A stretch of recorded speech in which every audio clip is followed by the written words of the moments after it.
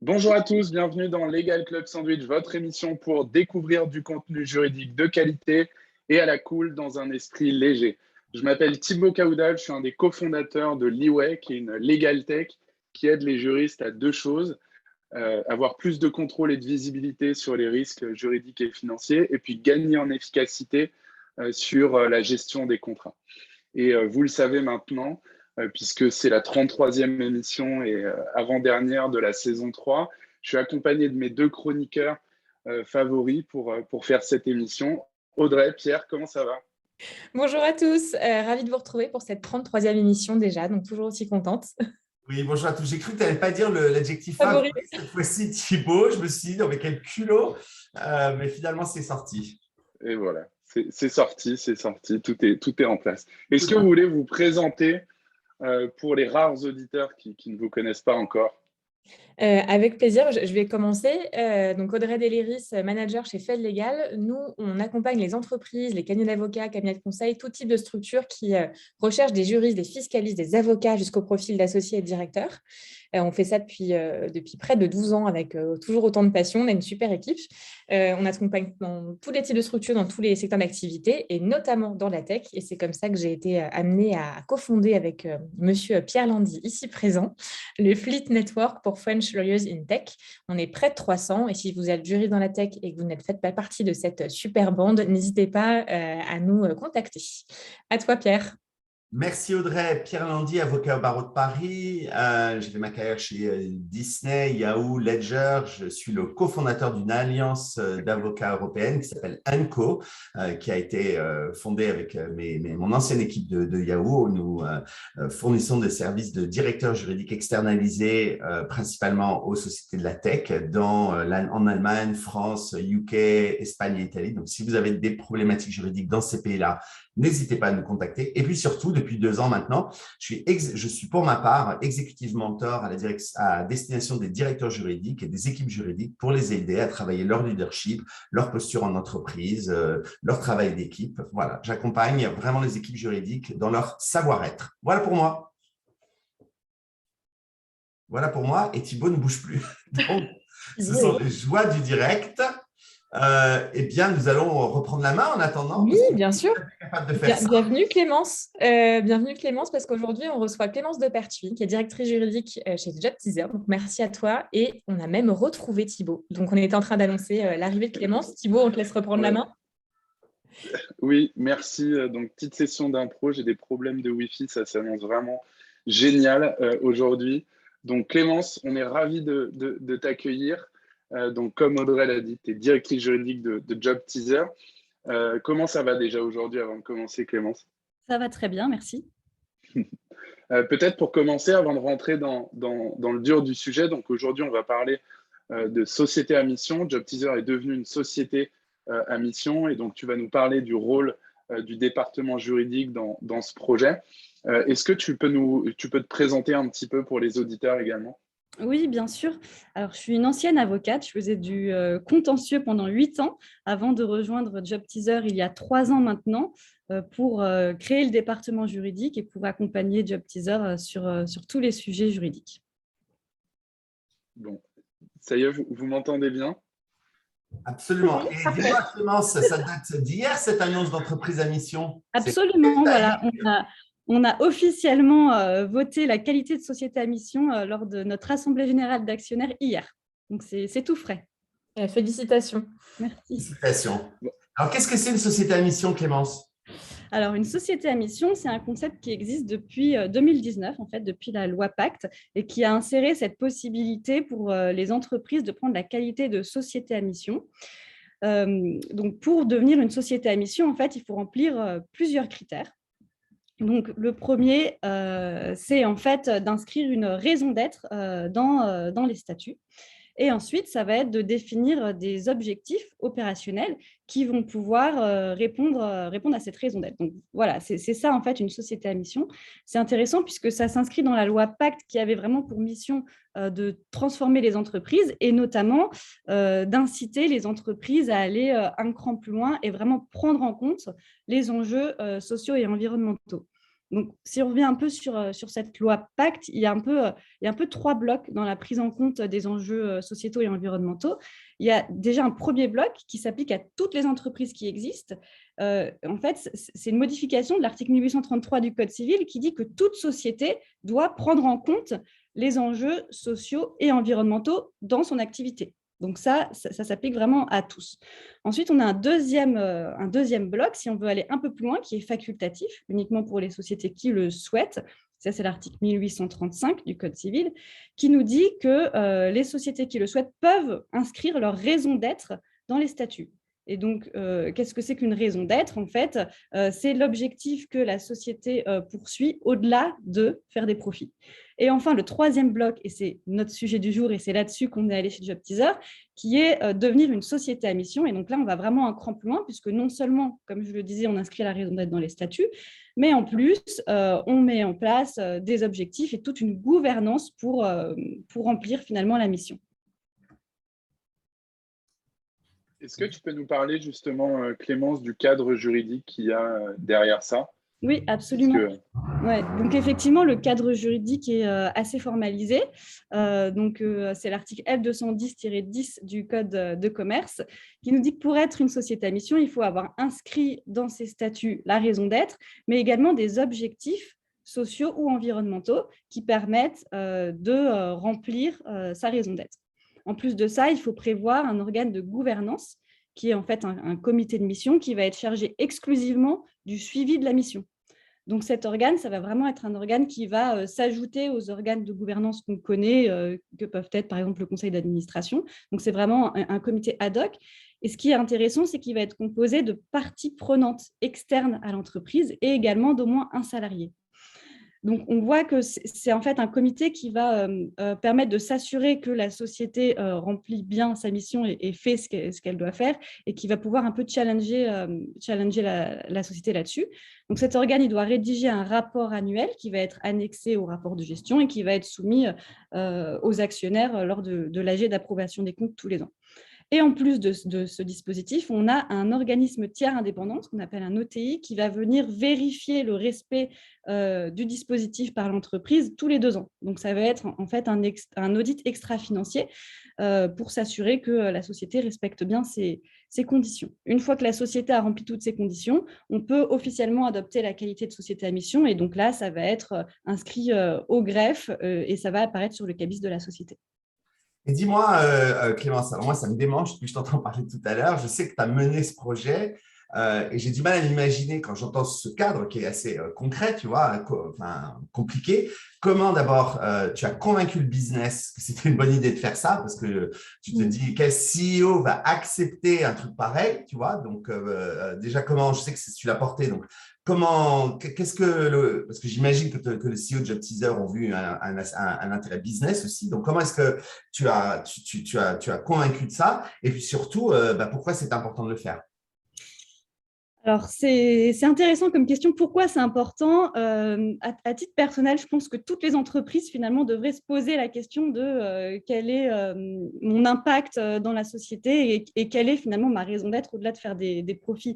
Donc, c'est important parce qu'aujourd'hui, on le voit bien, on est dans un monde où on parle de plus en plus de ça, la RSE est de plus en plus importante et c'est vraiment important que les entreprises se posent la question de comment moi, en tant qu'acteur économique, je contribue à ce changement. Chez JT, quand je dis JT, pardon, c'est JobTeaser. Chez JobTeaser, comment le journal télévisé, on avait compris, c'est JobTeaser. Chez JT. Comment on en est venu à ça? Alors, déjà, pour répondre à ta question, Pierre, je n'ai pas eu besoin de convaincre les dirigeants qui sont les cofondateurs chez JobTeaser, dans le sens où chez JobTeaser, je considère qu'on est une société à mission par nature. C'est-à-dire que JobTeaser existe depuis 2008 et les cofondateurs ont créé cette société avec vraiment une mission qui s'était déjà donnée à eux-mêmes, qui était d'aider les jeunes à s'orienter, à trouver leur voie, à faire leur place dans la société pour être très épanouis. Mais c'est vraiment quelque chose qui était très fort chez eux au moment où ils ont créé la société. Et vous voyez, là, on est en 2021 depuis 2008, c'est vraiment ce qui les drive toujours aujourd'hui. Donc aujourd'hui, quand ils prennent des décisions finalement business, ils se posent toujours la question, est-ce que ça répond à notre mission ? Et en fait, c'est déjà une boussole pour eux. En fait, on parle souvent de boussole quand on parle de mission, mais c'est déjà le cas. Et donc, si vous voulez, moi, quand j'ai vu en 2019 cette loi Pacte et ce nouveau statut, ça m'est apparu comme une évidence. Donc, je pense que ça dépend vraiment du contexte de chaque entreprise. Chez JobTeaser, comme on était déjà une société à mission par nature, j'ai envie de dire, il a fallu finalement leur expliquer que adopter cette qualité allait nous permettre de mettre un cadre et d'aller encore plus loin dans ce qu'on faisait déjà aujourd'hui et surtout être légitime, c'est-à-dire pouvoir prouver au monde entier qu'on est vraiment une société à mission puisqu'on respecte le cadre juridique qui est, on l'a vu quand même, assez contraignant. Mais voilà, il n'y a pas eu vraiment, ça n'a pas été difficile de les convaincre parce que c'était un peu évident pour tout le monde. Alors après, ce qui est certain, et là on a eu beaucoup de discussions, évidemment avec les dirigeants, avec les actionnaires, c'est sur les contraintes, puisqu'on apporte quand même des contraintes d'un point de vue volontaire, mais voilà, il va falloir ce comité de mission maintenant, il va falloir le faire vivre, les rapports, il va falloir les écrire, on a quand même un minimum de ressources à allouer au projet, sur les gens qui travaillent en interne, donc c'est plus là-dessus, en fait, expliquer que ça vaut le coup de prendre en compte toutes ces contraintes pour avoir le cadre juridique adapté face à la mission. Juste avant la question suivante, est-ce que c'est quelque chose que, par exemple, dans les documents que vous émettez, quand vous rencontrez des gens, on dit JobTeaser, entreprise à mission. Enfin, c'est quelque chose qu'on utilise qui permet, excuse-moi, je reviens toujours à cet aspect business, les gens pensaient que je suis obsédé par cet aspect, mais avant la question suivante, est-ce que c'est quelque chose qui sert, qu'on met en avant ? Absolument. Et en fait, c'est ça qui est intéressant depuis la loi Pacte, c'est qu'on a le droit d'utiliser ce terme entreprise à mission ou société à mission uniquement si on respecte le cadre juridique qui va avec. Donc, à l'époque, nous, ça fait longtemps qu'on parle de la mission et on le met évidemment en avant dans le business tout le temps. Quand on parle à nos clients, quand on parle à nos partenaires écoles, universités, on explique tout le temps qu'on est drivé par notre mission et pourquoi on est là. Mais en fait, le fait de pouvoir utiliser le terme juridique, ça va en fait nous donner de la légitimité. Et donc, ça va évidemment, sans aucun doute, aider encore plus le business.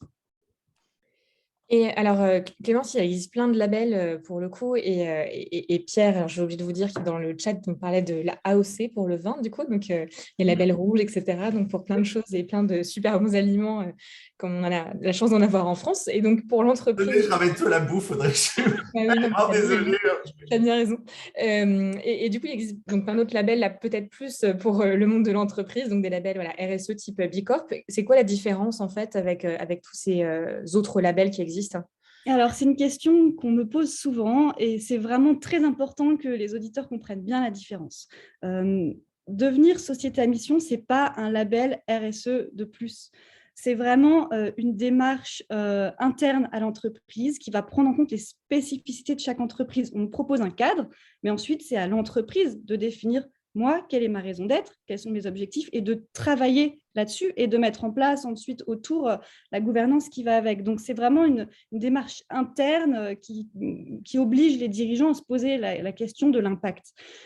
Les labels RSE, comme par exemple B Corp, en fait, on a un référentiel qui est fixé à l'avance et un peu figé, et on vient, c'est un peu top-down si vous voulez, on vient voir une entreprise, et voilà, sur un ensemble de critères définis par le label, où est-ce que cette entreprise en est. Donc, on va regarder au niveau de l'environnement, de la gouvernance, etc., mais vraiment sur des objectifs qui sont fixés par le label. Là où c'est différent, c'est que nous, on se fixe nous-mêmes nos objectifs, qu'on s'engage vis-à-vis du public et de nos actionnaires à remplir. Et donc, et ça fait écho à ta question, Pierre, sur le business. On voit que finalement, dans la société à mission, c'est directement lié au business, puisqu'en fait, on définit une raison d'être qui va être quel impact je veux avoir en faisant mon business. Donc, dès que je prends une décision stratégique de business, je suis obligée de me poser la question, est-ce que ça contribue à remplir ma mission ou non? Est-ce que c'est contradictoire et qu'est-ce que j'en fais? Alors que la RSE, souvent, dans les entreprises, ça peut se vivre un petit peu à côté du business. On va faire son business, on avance, etc. Et ensuite, on va regarder ça de l'extérieur et on va aller noter un petit peu la façon dont on a fait les choses. Mais c'est du coup voilà, moins imbriqué. Et ce que je trouve extraordinaire avec cette initiative que tu as pris, Clément, c'est quelque chose dont on parle énormément dans Club Sandwich, c'est que du coup, le juridique devient véritablement un acteur de la progression de l'entreprise avec des idées créatives comme celle-ci, où ça faisait complètement du sens et c'était une évidence. Mais en plus, le juridique n'est pas que son rôle de support, n'est pas que la personne qui valide des contrats, mais qui au contraire participe à la croissance de l'entreprise. Et ça, ça, on adore ça à Club Sandwich parce que c'est véritablement on parlait de compas, de boussole, c'est définitivement notre compas et notre boussole en termes de messages qu'on veut faire passer sur l'intérêt des directions juridiques. Donc, merci Clémence. Absolument. Et dans ce que tu viens de dire, d'ailleurs, c'est là aussi on peut voir la différence entre un avocat et un juriste. En fait, l'avocat qui va conseiller une entreprise sur l'adoption de la qualité de société à mission, il va pouvoir l'aider sur la rédaction des statuts, sur mettre en place le comité de gouvernance, sur voter ça en AGE, etc. Mais comme il ne connaît pas l'entreprise de l'intérieur, il ne va pas pouvoir faire toute cette partie qui est passionnante que moi j'ai pu faire, qui est réfléchir sur la raison d'être, interroger les bonnes parties prenantes pour travailler sur le wording, qui va vraiment bien plus loin que la partie strictement juridique. Est-ce que justement tu peux nous expliquer un petit peu le processus que tu as suivi pour ce projet-là? Oui, alors en fait, ça a commencé en 2019. Donc, vous voyez que c'est quand même assez long de devenir société à mission, ça ne se fait pas du jour au lendemain. Quand on a vu la loi Pacte, donc nous, ça a tout de suite fait écho pour nous. On s'est dit, c'est un cadre qui a l'air vraiment adapté pour Job Teaser. Et on a décidé de se faire accompagner par un cabinet de consultants qui s'appelle Nuova Vista, qui est vraiment spécialisé, qui accompagne les sociétés sur le chemin de la société à mission. Ensuite, on a fait plusieurs ateliers pour définir notre raison d'être et nos objectifs. Donc, on a fait des ateliers avec le comité de direction, avec les collaborateurs et avec des parties prenantes externes. C'est vraiment important, je pense, d'avoir une démarche collaborative à ce stade pour avoir bien pris en compte tous les points de vue et ne pas se planter, en fait. Ça ne peut pas être uniquement une démarche du comité de direction qui impose la raison d'être et les objectifs. Il faut vraiment voir ce qu'on est, déjà bien définir sur ce qu'on est, quel impact on a aujourd'hui et ce vers quoi on veut tendre. Et ça, il faut quand même s'assurer que c'est en adéquation avec ce que nos partenaires économiques pensent de nous et nos salariés. Donc, on a fait toute cette phase un peu de définition de la raison d'être et des objectifs. Ensuite, on a, je ne vous cache pas, été un peu stoppé pendant 1 an avec d'autres problématiques liées au Covid. Donc, le dossier n'a pas avancé aussi vite que je l'aurais voulu, mais on est vraiment bien reparti en mars 2021, on va dire. Et finalement, c'était pas mal parce que ça nous a fait prendre un petit peu de recul. Et en mars 2021, on a rechallengé le travail qu'on avait déjà fait quelques mois avant. Et on a fait ce qu'on appelle des challenges parties prenantes. C'est-à-dire qu'on a fait des petites réunions avec des parties prenantes. Donc, nous, c'était des experts de notre écosystème, par exemple, des directeurs d'école, universités, des professeurs, des étudiants, des clients, ce genre de personnes. On les a réunis en petits groupes et on leur a montré la copie finale. Voilà notre raison d'être, voilà nos objectifs. Qu'est-ce que ça vous inspire? Et ça nous a énormément aidé, en fait, à affiner, à voir des choses qu'on n'avait peut-être pas vues, etc. Donc, suite à ces challenges parties prenantes, on a ajusté notre copie et on a validé le wording définitif en octobre.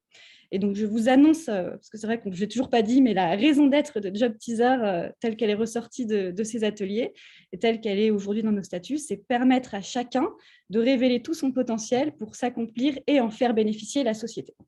Donc, vous voyez, large mission, assez ambitieuse. Et voilà, et ensuite, on a décliné ça en 4 objectifs un peu plus opérationnels.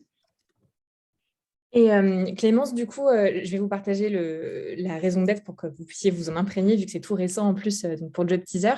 Est-ce que tu peux nous dire en fait quel va être l'impact sur les décisions futures? Parce que vous avez beaucoup réfléchi en amont, il y a une décision qui a été prise, mais concrètement, comment ça va se passer pour la suite, hein? Oui, alors ça, c'est maintenant que le vrai sujet va commencer finalement. Et c'est vraiment important, ce que tu viens de dire, Audrey, en fait, devenir société à mission, c'est quelque chose qui s'inscrit dans la durée. Il ne suffit pas de modifier ses statuts, mais il va falloir modifier parfois en profondeur, en fonction de là où on est dans l'entreprise, la façon dont on fonctionne et la façon dont on prend les décisions business. C'est en ça d'ailleurs que c'est un statut qui est assez puissant en fait. On se contraint nous-mêmes à changer la façon dont on va prendre les décisions. Donc maintenant, on est obligé de prendre en compte la mission dans toutes les décisions stratégiques qu'on va prendre et on va devoir le documenter. Donc, concrètement, comment ça va fonctionner? À chaque fois qu'on va prendre une décision, on va se poser la question de la mission et ensuite, on va rendre des comptes à notre comité de pilotage. Donc, on va leur expliquer, voilà, cet objectif. Donc, je vous disais, on a 4 objectifs opérationnels. Cet objectif, voilà les décisions qu'on a prises qui font qu'on répond à l'objectif. Et inversement, les décisions qu'on n'a pas prises, donc les renoncements qu'on a dû faire parce que c'était trop éloigné de la mission. Et c'est là que je trouve que c'est vraiment intéressant. On a des exemples de sociétés à mission aujourd'hui qui existent, qui ont annoncé avoir renoncé à certaines lignes de revenus parce que ce n'était pas en ligne avec leur mission. Je vous donne un exemple que j'aime bien, qui est l'exemple de la Camif, qui est une société à mission. La Camif, elle a banni de son offre certains produits parce qu'elle ne pouvait plus respecter son engagement du Made in Europe. Et donc, par exemple, elle a arrêté de proposer à la vente des micro-ondes parce qu'il se trouve qu'aujourd'hui, c'est impossible de produire un micro-ondes avec des composants qui sont uniquement en Europe. Donc, vous voyez à travers cet exemple que c'est quand même très puissant, en fait. On va jusqu'à faire des renoncements quand c'est nécessaire pour pouvoir remplir sa mission. Voilà. Donc, pour revenir au cas de Job Teaser, comment on le voit, il y a vraiment 2 axes. Donc, nous, comment on fonctionne chez Job Teaser pour notre stratégie? On a ce qu'on appelle des OKR, je pense, comme beaucoup de boîtes qui sont des objectifs Key Results, où en fait, des OKR au niveau de la boîte et au niveau de chaque département. Et en fait, quand on va définir nos OKR chaque année, on va demander à chaque équipe de s'assurer que les OKR sont en ligne avec la mission et d'identifier ceux qui aident à remplir la mission et ceux sur lesquels il va peut-être falloir statuer. Voilà. Et justement, Clémence, c'est important ce que tu dis, c'est pas juste un titre pour faire joli et on réfléchit à une belle phrase qui fera bien dans vos bureaux et du coup à l'entrée de la société. C'est un vrai engagement pour le coup en amont et ensuite en aval. C'est ce que tu dis, c'est hyper important. Et puis ça met un cadre juridique quand même très fort. C'est ce que tu nous dis en fait. C'est pas anodin. En fait, ça prend du temps, c'est long et en plus on s'engage sur même des décisions très stratégiques. Et toi qui connais plus que très bien le monde du droit en étant directrice juridique, tu peux nous donner la place du juridique vraiment dans ce projet-là, justement? Oui, absolument. Donc, c'est un peu ce que je disais tout à l'heure, la chance du juriste par rapport à un externe, un avocat externe, par exemple, c'est qu'il connaît très bien son entreprise. Il travaille déjà avec tout le monde, il travaille avec toutes les directions, il travaille avec les dirigeants, il participe déjà à des décisions business tous les jours, il doit trancher des choses. Et donc, par cette connaissance vraiment très transverse de son entreprise qu'il a, moi, j'estime que c'est une des personnes les mieux placées finalement pour l'idée ce projet. Et c'est vraiment, j'invite en fait tous les auditeurs juristes qui vont nous écouter à faire ça dans leurs entreprises. C'est une chance en fait de se saisir de ce statut pour pouvoir voilà, être encore plus impliqué. Et voilà, je trouve que c'est un très beau sujet pour les juristes. Maintenant, j'insiste également sur une chose, c'est que l'initiative doit venir quand même des fondateurs et des dirigeants. C'est-à-dire que le juriste qui est seul à croire que la société à mission, c'est super et qu'il va mettre ça dans son entreprise, alors que les dirigeants ou les fondateurs à côté n'ont pas du tout la même vision des choses, ça ne marchera jamais. Et ça ne sert à rien, en fait. Voilà. Donc, c'est hyper important de bien s'aligner avec ces dirigeants sur ce qu'on veut faire, où on veut aller. Donc, je vous disais, chez Job Teaser, c'était un peu une évidence. Donc, cette phase-là, pour moi, a été facile, mais j'imagine que ce ne sera pas le cas dans toutes les entreprises. Et que voilà, le juriste, c'est toujours la même chose en fait. Il ne peut pas travailler tout seul, il a besoin de sponsors en interne. Donc, hyper important de bien s'aligner avec ses dirigeants sur où on veut aller et ce qu'on veut faire. Et enfin, je trouve que c'est aussi un très beau projet pour donner de la visibilité, de la crédibilité aux juristes, tant en interne qu'en externe. Et qu'est-ce que ça t'a appris, toi, en tant que juriste, justement, ce projet-là? Alors, Alors, ça m'a appris beaucoup de choses. Ça a été vraiment très riche. Ça m'a permis de travailler beaucoup plus encore avec les parties prenantes et vraiment d'aller plus loin que juste donner le conseil juridique. Voilà, c'est vraiment une très belle opportunité d'aller encore plus loin. Après, c'est un projet sur lequel on va être très visible en interne. Donc, voilà, c'est quelque chose qui est quand même assez stressant, assez ambitieux. Et on apprend plein de choses, forcément. On apprend plein de choses aussi dans la gestion de projet. Alors, des projets, on en gère beaucoup, mais là, c'est un projet quand même qui est très gros, qui est global, qui va avoir des impacts à tous les niveaux. Donc, c'est de la gestion de projet sur laquelle il ne faut pas se planter. Et voilà, moi, à titre personnel, ça m'a appris beaucoup de choses là-dessus, sur la gestion de projet. Merci Clémence pour cette présentation et puis ton retour d'expérience. C'était hyper intéressant. Si vous avez des questions à poser du coup à Clémence, n'hésitez pas. On va passer aux chroniques du coup d'Audrey et Pierre et puis on reviendra aux questions comme d'habitude à la fin de l'émission. Et c'est parti pour le jingle d'Audrey et sa chronique.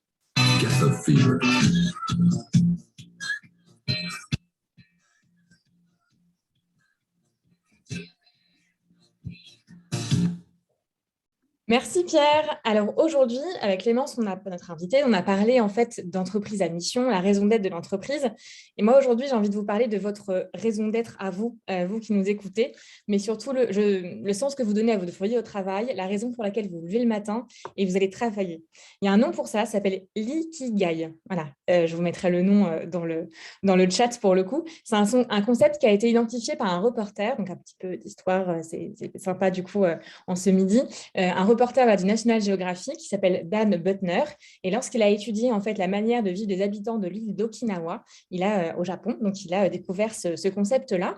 Et en fait, alors pour pareil, un petit peu de culture générale en ce midi, en fait, sur cette île, c'est très particulier, il y a 1154 centenaires, ce qui est énorme sur 1,5 million d'habitants. Donc, c'est une espérance de vie exceptionnelle, la plus élevée du monde, et elle serait en partie due en fait à la philosophie de vie de ses habitants, l'ikigai. Donc, on va se concentrer là-dessus aujourd'hui parce que quand c'est rapporté au travail, c'est quoi l'idée ? C'est en fait de trouver le travail le plus épanouissant possible. En fait, il faut identifier ce que vous aimez faire. Donc, si vous aimez l'art, le sport, aider les autres, transmettre, enseigner, c'est à vous d'identifier ce qui vous passionne et ce que vous aimez faire. Deuxième chose, ce pourquoi vous êtes doué. Si vous êtes ultra organisé, un pro de la logistique, si vous êtes créatif, pédagogue, si vous êtes très bon orateur, polyglotte, c'est à vous d'identifier vos forces et ce n'est pas Pierre qui va vous dire le contraire. Ensuite, troisième point, il faut aussi identifier ce dont le monde a besoin. Donc, il faut réfléchir à ce qui est important pour vous, à vos valeurs, à vos convictions et quelle cause vous aimez défendre. En fait, trouver sa raison de vivre et sa raison de travailler aussi, c'est aussi savoir en fait se positionner par rapport au monde dans lequel on évolue. Et le quatrième point, il faut aussi identifier ce pourquoi vous êtes payé. C'est notre travail, c'est notre rémunération qu'on touche à la fin de chaque mois. Donc, l'idée avec cette méthode, l'ikigai, c'est de faire coïncider 4 éléments, votre passion, votre vocation, votre mission et votre profession. Alors, je vous montre ce schéma. Il y aura des liens qui vont être mis. Voilà, c'est là, je ne sais pas si vous voyez un petit peu, mais ce sera dans les articles. En fait, c'est ça. Il y a du coup mission, vocation, je ne sais plus dans quel ordre en tout cas. Mais si on arrive à faire coïncider ces 4 éléments, vous arrivez à l'ikigai. Et là, c'est l'épanouissement top du top, d'un point de vue professionnel et personnel. Alors, ce que je suis en train de vous dire, ce n'est pas du tout de changer de job demain en vous disant, tiens, mon job, il est nul, ça ne sert à rien, ce n'est pas ma passion. Hop, je démissionne. Loin de moi, cette idée. Mais elle peut vous aider en fait à comprendre cette méthode, ce qui vous anime, pourquoi vous avez rejoint votre société aussi au départ, pourquoi vous n'avez peut-être plus cette passion justement qui vous anime et essayer de la retrouver.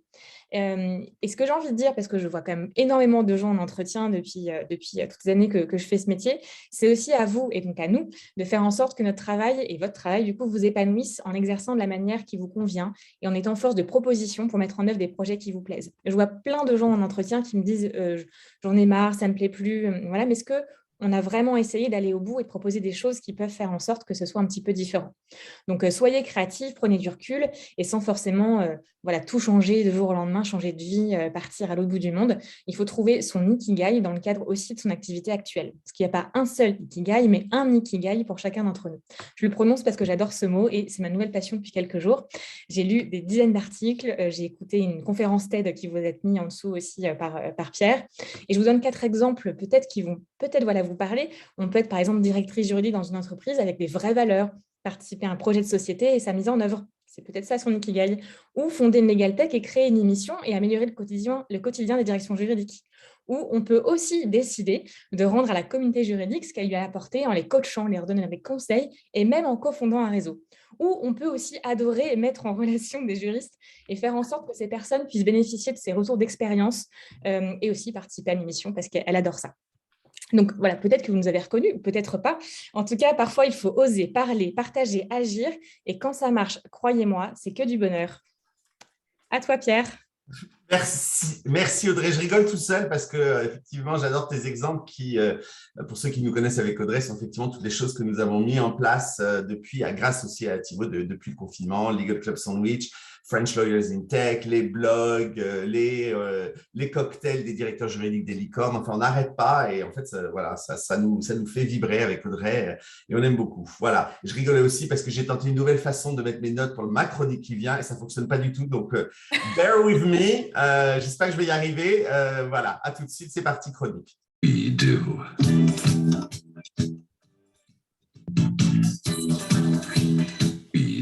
Ah ben voilà, décidément, ça ne peut pas.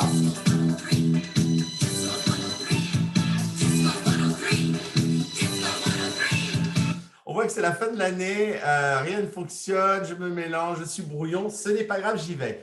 Eh bien, moi, aujourd'hui, j'ai envie de vous parler de comment démontrer la valeur de l'équipe juridique. Alors, voilà, aujourd'hui, Clémence nous a donné un exemple extraordinaire.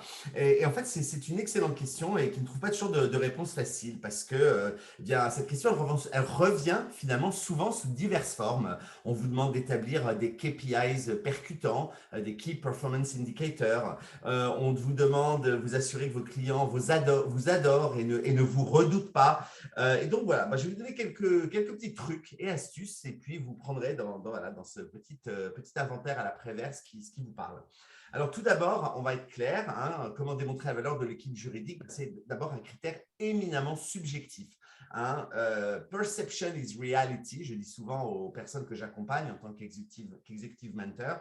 Donc la perception que les autres dans l'entreprise ont de la direction juridique, vraie ou fausse, mais en tout cas c'est leur perception et cette perception donc est éminemment subjective. Du coup, démontrer la valeur du service juridique, eh bien, il va falloir s'armer de patience et ça ne va pas se produire du jour au lendemain. Alors, on va déjà commencer par la base. La direction juridique, c'est un service qui est proposé à des clients en interne. Et qui dit service, dit marketing du service. Donc, il va bien falloir passer par cette étape. Et en tant que directeur juridique, il va falloir que vous vous assuriez que tout le monde connaisse l'équipe juridique, peut-être par le biais des fameux all hands ou town hall ou réunions où toute l'équipe est là. Il va falloir faire des déjeuners avec les personnes clés de l'entreprise et peut-être des newsletters à l'ensemble des salariés. Évidemment, vous assurer, et c'est reparti pour mon dada, que les personnes clés du département juridique soient dans les bonnes instances de direction, le directeur juridique évidemment au comité de direction de l'entreprise, et si vous avez des filiales, par exemple, le directeur juridique local, France, Italie, Espagne, Allemagne, au comité de direction local des entreprises. Et puis, il va falloir que vous ayez un storytelling très clair pour le département et l'équipe qui va être un petit peu la base de toutes vos interventions. Alors, moi, vous le savez, le mien, c'est de dire que le département juridique est un véritable conseil de confiance, un trusted advisor. Si vous suivez Club Sandwich depuis 33 épisodes, vous le savez, je ne parle plus de business partner, c'est éculé, c'est So 2020. En 2021, on parle du trusted advisor. Donc, ça peut être des choses comme le département juridique vous aide à régler vos problématiques et trouve toujours des solutions. Vous devez être à chaque instant, être même de promouvoir la valeur du service juridique jour après jour et ça devient un petit peu une seconde nature chez vous. Donc, concentrez-vous sur les compétences non techniques et puis plutôt sur la compréhension de l'entreprise. Donc, vous devez avoir une bonne idée pour réussir de quel est votre public et vous devez développer des compétences clés telles que l'écoute, l'empathie, le désir de rendre service, être utile aux autres. Bon, ça paraît une évidence, mais ça vient encore mieux en 10 ans. Et si vous avez eu des succès pour l'entreprise, faites-le savoir. Alors, voilà, il faut que votre équipe comprenne qu'il est important que chaque membre de l'entreprise ait une expérience positive à chaque fois qu'il interagit avec le service juridique. Donc, développer vraiment cette notion de service client. Pensez à chaque fois où le téléphone sonne. Voilà, le téléphone sonne, vous pouvez le regarder, le laisser sonner. C'est une expérience client. Vous pouvez décrocher, dire « Bonjour, Thibaut n'est pas là, est-ce que je peux prendre un message ?» C'est encore un meilleur service client, voire « Bonjour, Thibaut n'est pas là, est-ce que je peux vous aider ?» C'est encore un meilleur service client. Donc, j'en avais déjà parlé, ça s'appelle la Client Journey et Audrey vous remettra le lien vers cet article que j'ai déjà fait. Vos équipes doivent comprendre comment le business fonctionne. Ça, c'est excessivement important. Donc, ils doivent prendre le temps d'aller les rencontrer, travailler avec eux, participer à leurs meetings, comprendre leurs enjeux, n'avoir qu'une idée en tête, les aider à réussir. Donc, vous devez aussi avoir, bien évidemment, en tant que directeur juridique ou leader d'équipe, une compréhension de base des chiffres, des éléments financiers. N'hésitez pas à demander au directeur financier ou au Head of Business Development, le Chief of Staff, qui sais-je, de vous donner la version, le business de l'entreprise et les chiffres pour les nuls, afin que vous soyez en mesure quand même de comprendre un petit peu de quoi on parle.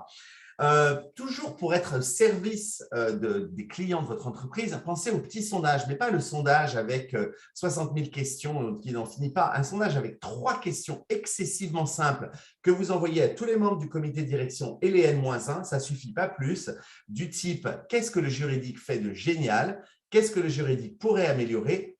D'autres commentaires. Vous notez la présence d'une question positive parce qu'il est toujours plus facile, notamment chez les Français, de dire ce qui ne va pas et ce qui va bien. Donc, on va quand même leur demander ce qui va bien afin que vous puissiez continuer à faire ça. Donc, il n'y a rien de plus précieux à la suite d'un sondage comme ça et d'en tirer des conclusions, eh bien, d'avoir une équipe qui s'engage. Et alors, si jamais un jour on vous demande ce que vous faites au service juridique, eh bien, soyez toujours prêts à avoir des petites choses à raconter pour mettre en valeur le travail de l'équipe. Ne vous attardez surtout pas sur les détails lorsque vous parlez de l'équipe juridique. Ça n'intéresse personne, les détails techniques et l'article L122.12 du Code civil, du Code du travail. Mais par contre, travailler sur quelques points intéressants. Ayez des petites anecdotes à raconter. Le service juridique a mis en place le paiement des réquisitions judiciaires pour toutes les réquisitions judiciaires non critiques. Et nous avons ramené comme ça 1 million d'euros dans la boîte. Ce sont des choses très concrètes, des petites histoires qui montrent que le service juridique est tourné vers le client, est un conseiller de confiance, peut être un profit center. Voilà. Donc, pensez à ça. Soyez pragmatique et il y a une devise pour l'équipe. Le légal fait bouger les lignes. Donc, interdisez à votre équipe d'utiliser le mot non. Le mot non est proscrit. L'équipe juridique n'a pas le droit de dire non. Voilà, c'est très simple. Dire non, c'est tellement facile pour des juristes. Donc, c'est interdit. Mais s'ils doivent dire non, ils doivent forcément dire non comme ça, mais oui comme ça et proposer des solutions. Créer une équipe de stars. Eh bien, évidemment, tous les juristes ne sont pas adeptes à travailler tous dans la même entreprise. Par contre, tous les juristes sont aptes à travailler dans une entreprise. Simplement, il faut que le casting corresponde bien et donc ayez des stars qui correspondent à la culture, à votre type d'entreprise et que vous ayez dans votre bus, que vous conduisez, les bonnes personnes dans le bus, mais surtout les bonnes personnes assises au bon siège dans le bus. J'ai presque fini, bear with me. Pensez donc à avoir quand même ces fameux KPIs, quelques chiffres importants. Je vous donne quelques idées de KPIs qui vont apparaître dans le chat. Le business adore les chiffres, donc mettez-les en place. Et puis, bien évidemment, il va y avoir les KPIs que demande le business. Ça, c'est très bien, mais n'hésitez pas à en rajouter d'autres. Et dotez-vous des outils. On parle souvent des Legal Tech, évidemment, nos amis de l'eWeb pour la gestion des contrats, mais il y en a d'autres dont j'ai déjà parlé, comme Simple Legal, par exemple, pour manager votre budget. Mettez en place ce qu'il faut pour être en mesure d'avoir des chiffres démontrés. Gardez en tête le nombre de contrats signés, la rapidité avec laquelle les contrats sont signés, le suivi des litiges. Pensez à tous ces KPI qui peuvent démontrer que le juridique est aussi un profit center. Je termine avec 2-3 points très rapides. Networker, connaissez vos concurrents, inscrivez-vous au réseau qui vous correspond le mieux, le Cercle Montesquieu, la FJE, Fleet Network, French Lawyers in Tech dont on a parlé. Ça vous permettra d'avoir des datas qui ne sont pas officielles, comme le nombre de juristes dans une société, le nombre de personnes qui sont données pour un tel projet, combien de juristes faut-il pour arriver à une IPO. Là encore, donc, on avait parlé déjà dans Club Sandwich de l'importance du networking, on va vous remettre le lien. Et puis communiquer, je vous en ai parlé, un rapport mensuel pour la C-suite, pour le CEO, mettez en avant les succès de l'équipe, les résultats incroyables obtenus. Si vous ne faites pas cette publicité en interne vous-même, votre personal branding, c'était l'émission de la semaine dernière, qui va le faire pour vous? Donc, voilà, vous avez eu des bonnes nouvelles, gardez-les sous le coude, trouvez le moment habile pour les mentionner. Quand on a remporté un contrat haut la main, on a gagné un contentieux, un contrôle CNIL ou fiscal qui s'est bien passé, faites le marketing de votre équipe et de son succès régulièrement.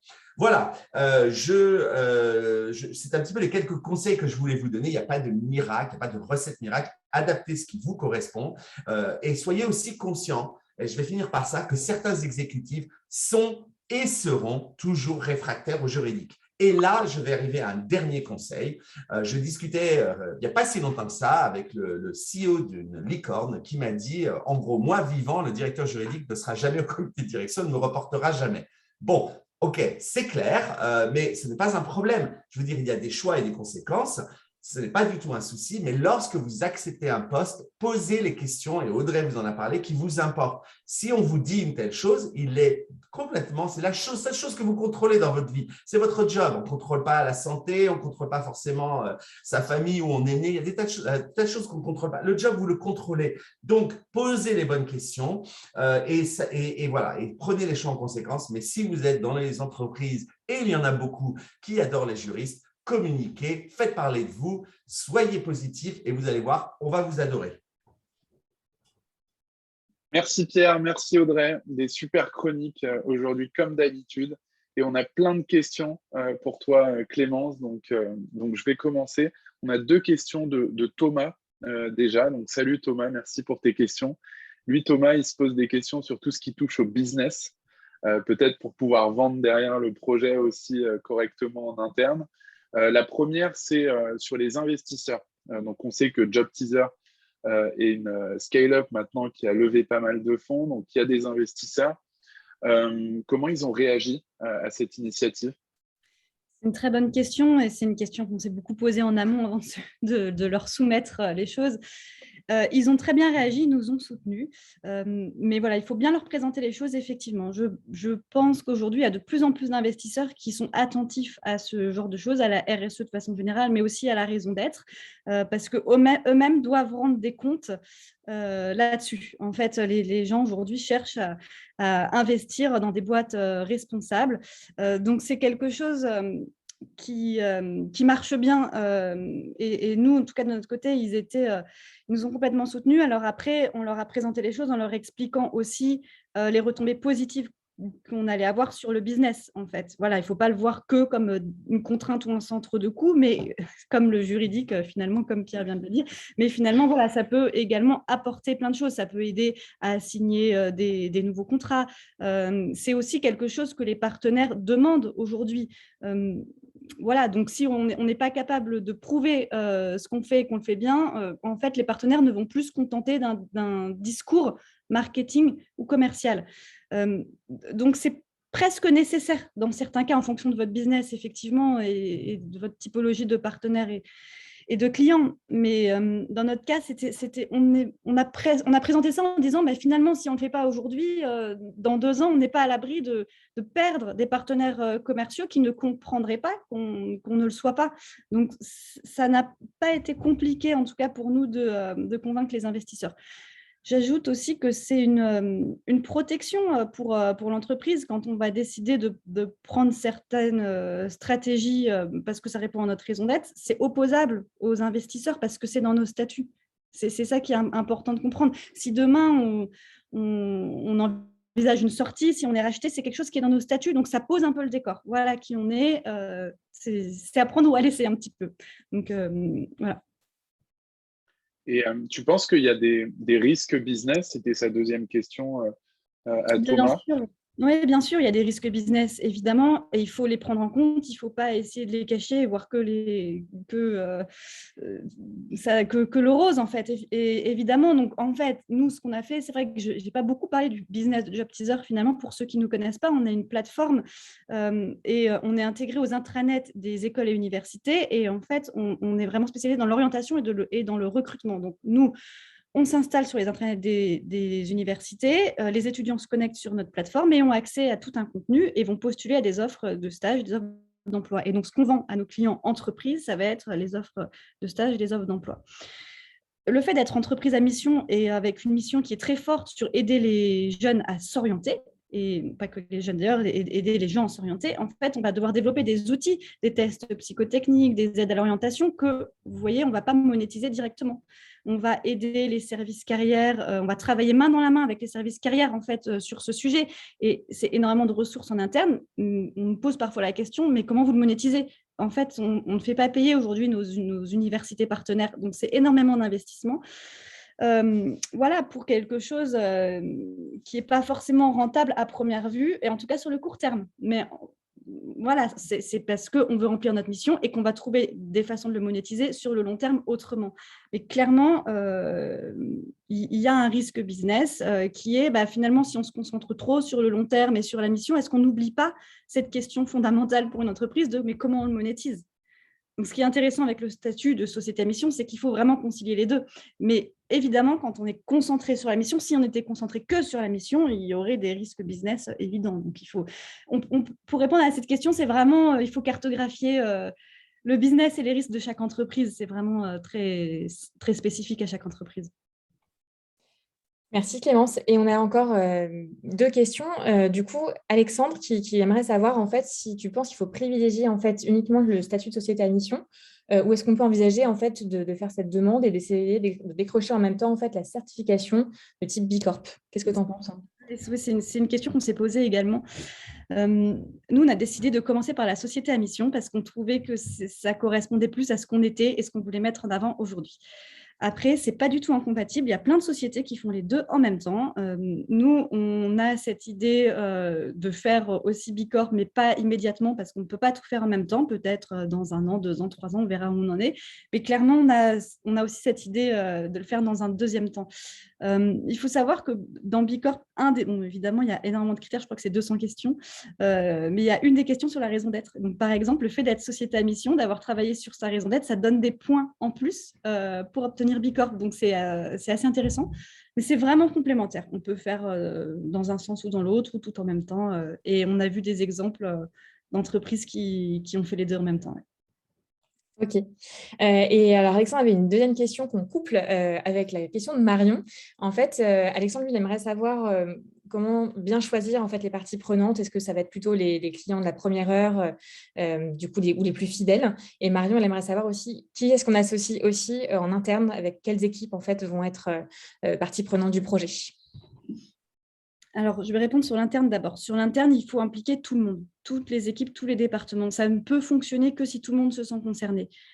Tant les fonctions très business, évidemment, ça paraît logique, mais même les fonctions support, en fait. Parce que finalement, la mission, elle va se décliner dans toute l'entreprise, dans toutes les décisions qu'on va prendre. Donc, on ne peut pas le faire juste sur une partie des départements.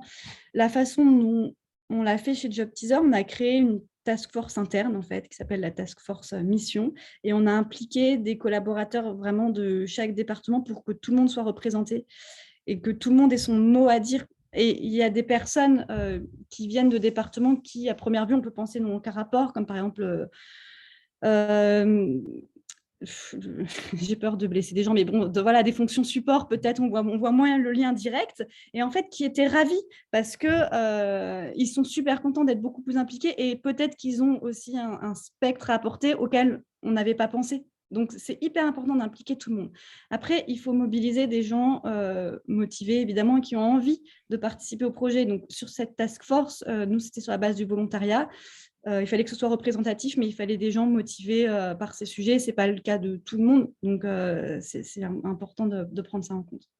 Et pour répondre à la deuxième question sur les parties externes, qui on implique, alors ça aussi, c'est compliqué, c'est une vraie question, il faut que ce soit encore représentatif. Donc, il faut bien avoir pensé à toutes nos parties prenantes. Il faut avoir cartographié, encore une fois, l'activité et se dire qui sont nos parties prenantes. Donc, voilà, chez nous, les universités, les écoles, les étudiants, les pouvoirs publics, les clients, entreprises, voilà, on pense vraiment à chacun. Et ensuite, comment on sélectionne? Alors, nous, on n'a pas encore composé notre comité de mission. On sait de quel type de personnes il doit être composé, mais on n'a pas encore nommé les personnes individuellement. En revanche, pour le challenge partie prenante, on a contacté des personnes. Alors, il faut des gens qui vous soutiennent, qui croient évidemment votre projet d'entreprise, qui peuvent voir votre impact, donc qui travaillent quand même pas forcément au quotidien, mais en tout cas régulièrement avec vous, qui vous connaissent bien, et qui en même temps ne soient pas complètement complaisants. C'est-à-dire qu'on cherche à être challengé. Le comité de mission, il n'est pas là non plus pour nous dire que tout est très beau et que tout ce qu'on fait est très bien. On cherche aussi des gens qui vont nous accompagner, nous challenger, nous aider. Donc des gens à la fois bienveillants, qui vous connaissent bien et qui auront cette capacité à vous challenger. Merci Clémence. Et on avait une dernière question et après on pourra clôturer. Donc de Steren qui nous demande si vous avez envisagé d'autres types de labels, type Lucie. Voilà, je ne sais pas si tu as entendu parler de ce label-là. Oui, c'est un label qui est assez connu, qui est un label RSE aussi. Alors nous, non, pour l'instant, on ne sait pas du tout, on n'a pas envisagé Lucie. Donc, comme je le disais, c'était vraiment sur la raison d'être qu'on voulait travailler pour l'instant. Et je pense que dans un deuxième temps, je ne m'y engage pas parce qu'aucune décision n'est prise là-dessus, mais peut-être dans 2 ans, 3 ans, quand ce sera le moment, on partira plutôt sur Bicorp. Parce que voilà, c'est un label qui est très connu au niveau international, qui est très exigeant aussi. Et on est plutôt parti là-dessus pour l'instant, a priori. Super. Eh bien, merci beaucoup, Clémence. On était ravis d'aborder ce sujet avec toi aujourd'hui pour la première fois, en plus dans Legal Club Sandwich. Ça t'a plu? Oui, beaucoup. Merci beaucoup. C'était très sympa. Bon, alors, génial. plein de choses la semaine prochaine déjà. Il n'y a pas 15 jours. Le prochain Club Sandwich, c'est la semaine prochaine avec pas mal de choses. Je ne sais pas qui veut dire. Notre invitée, c'est Justine Bourdeux, la directrice juridique de Doctolib, qui sera notre invitée. Donc, on est ravis pour cette 34e émission.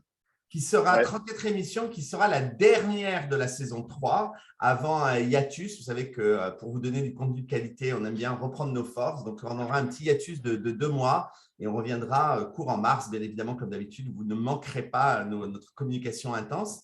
Et puis, surtout, on aura une annonce importante la semaine prochaine. Voilà. Venez nombreux.